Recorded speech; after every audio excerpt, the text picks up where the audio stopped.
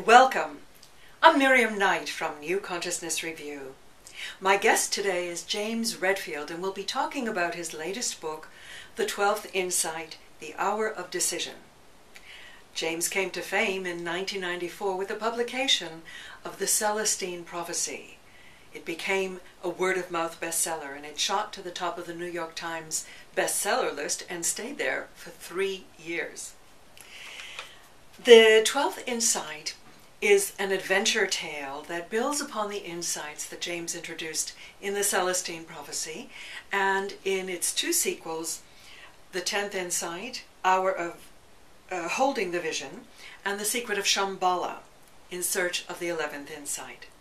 Welcome, James.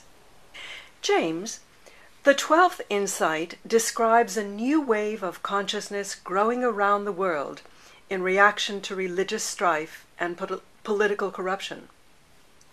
You know, as I was reading it, I couldn't help but see the parallels with current events in the Middle East and in our own country.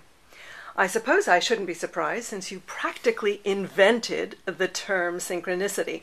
But tell me, how did you know, after 11 years, that now was the right time to come out with the 12th Insight?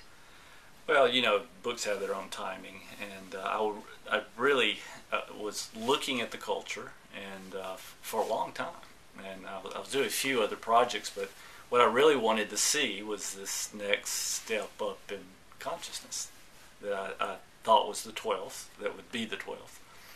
But since I'm not making this stuff up, you know, I'm really seeking to describe something that's really happening out there with all of us, with these books.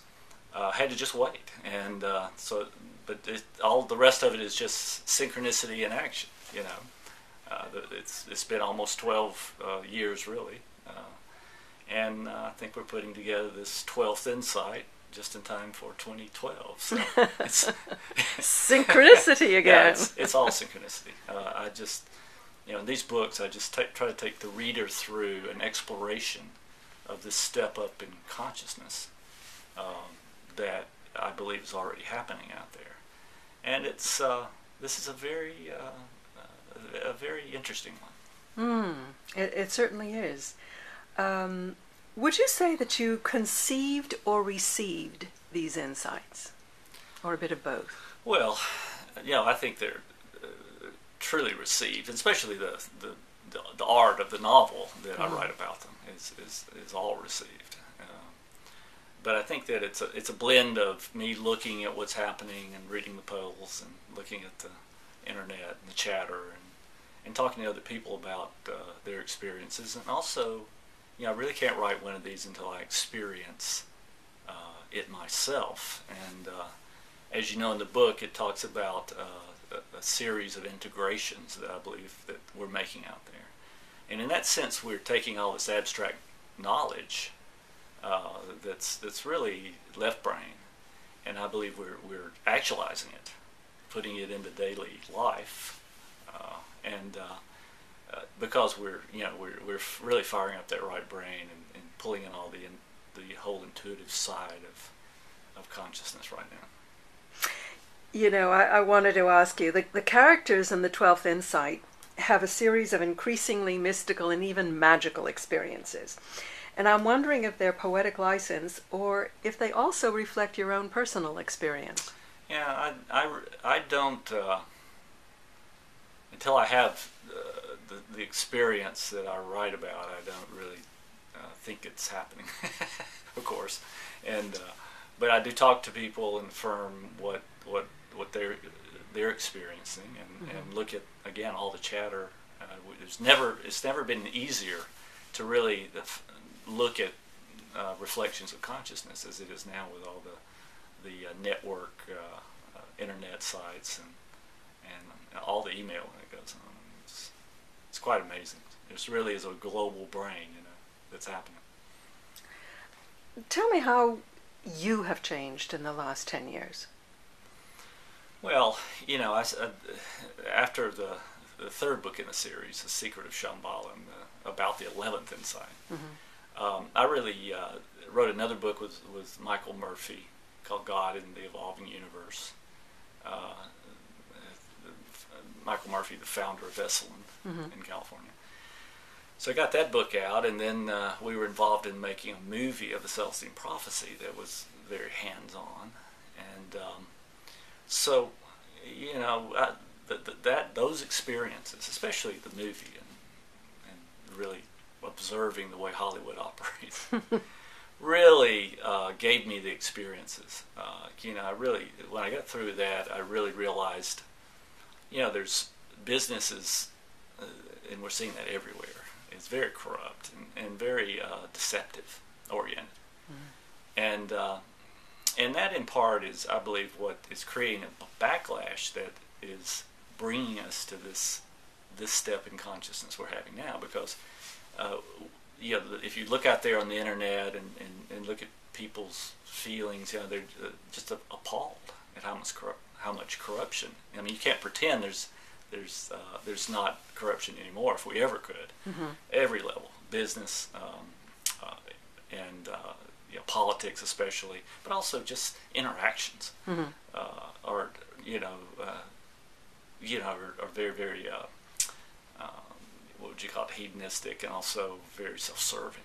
Very self-serving. So what that's called is created this backlash where we really do want to come back to an authentic life, which is the only way, of course, that we could really download the rest of this spiritual experience that I believe we're downloading and beginning to live. You know, it begins with truth, you know, telling the truth to others, telling the truth to yourself, where are the bad habits, you know, being truthful about the secrets, and really finding a life that's more in line with integrity and figuring karma out. This is part of the integration, I think, that we're making, where now we really putting together in a way where we're opening up to that whole intuitive side. In other words, we could still sort of be egoic about spirituality and, you know, debate doctrines and all that for a while, for a long time. But, you know, even when we were seeking to do more than that, we could. But now what's happening again is we're allowing ourselves to be guided through life. You know, the ego is taking its new role as a kind of logistics mediator. But mainly the difference out there right now is we're allowing ourselves to open up to these guiding intuitions that is a real part, and the synchronicities that are a real part of living in a spiritual flow in your life down at the grassroots level every day. Well, it's interesting that over the intervening years, we had the phenomenon of The Bleak Do We Know, the movie. Then we had The Secret. And it's almost as if there's this quickening within society that's opening us to receptivity to these ideas. There's no doubt about that. Yeah. The plot of your book revolves around an alliance of extreme Christian and Muslim fundamentalists who want to trigger Armageddon and bring on the end times so that they can force their idea of the coming of the Messiah, of their respective Messiahs.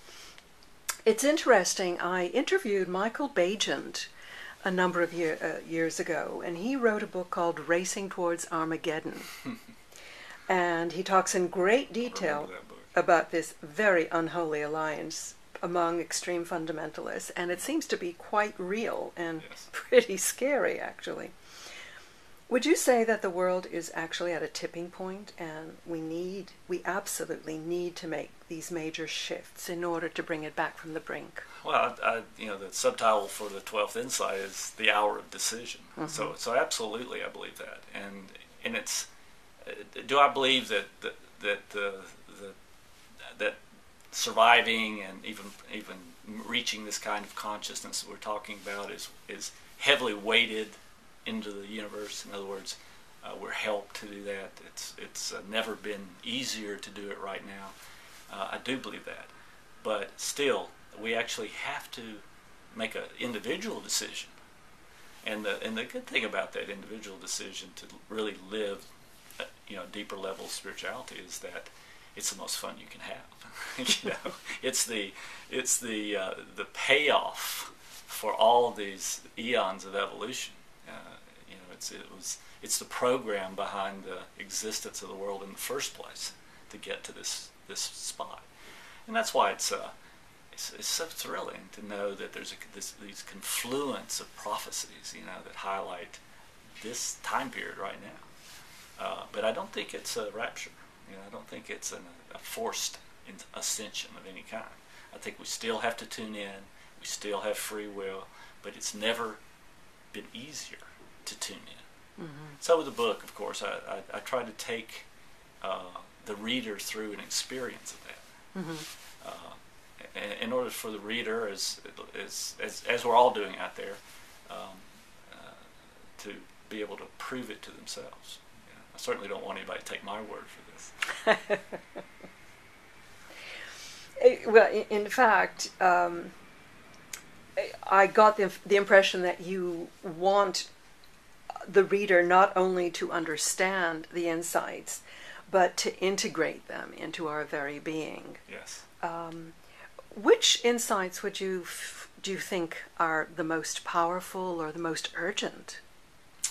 Well, I think returning to authenticity mm-hmm. in our daily lives. And, I don't know that it's really a return, but we're becoming aware of how unauthentic the world is mm-hmm. and deceptive the world is. And coming back to a kind of radical honesty as a very beginning. I mean, if you want to be able to slow time down so you can really sense these intuitions, these guidances that we get that makes the world go better, makes more synchronicity happen, you really have to come to that centered place where you're telling the truth all the time. And of course, what we find out as we do that is that what this sets up is a final understanding of karma. And the reason the secret always seemed incomplete, and what to believe, and all these other things, even what I described as the 11th insights, obviously incomplete. And what the final step is, I believe, is to come to this place where we can center in the truth of our own being and let that unfold like a destiny. And when we start to tell the radical truth and all the truth, and of course telling the truth in the service of other people, instead of describing ourselves in a way that makes us look mm-hmm. good in everybody's eyes, or telling the truth to a person in a demeaning manner in which we could gain power over them because they're thrown off balance by it. All those, that's not the truth that I'm talking about. It's centered in a truth-telling that truthfully reflects our soul's journey and what's happening and how it's when it stops, when it goes, all the whole truth about that, so that then other people become uplifted by that, the truth that we're coming to bear, so they can compare their own lives to that. There's a genuine swapping of worldviews that happen, but it's all going toward a deeper spirituality. Mm. So the point being that as we figure out karma, what we realize is it's truth that activates the whole universe. What's the law of attraction? Telling the truth. Mm-hmm. Because and that means the ego has to take a back seat, because we have to say some nasty things about our egos in order to really tell the truth to ourselves, and we have to do that, of course, as part of this. I have to think that 10 years ago, these words would have sounded impossibly naive and innocent. And I think people have just come around lately. Their eyes are opening, and they're seeing that these falsehoods do not serve us, and we're being fed them all the time. That's right. As well as feeding ourselves. Let's not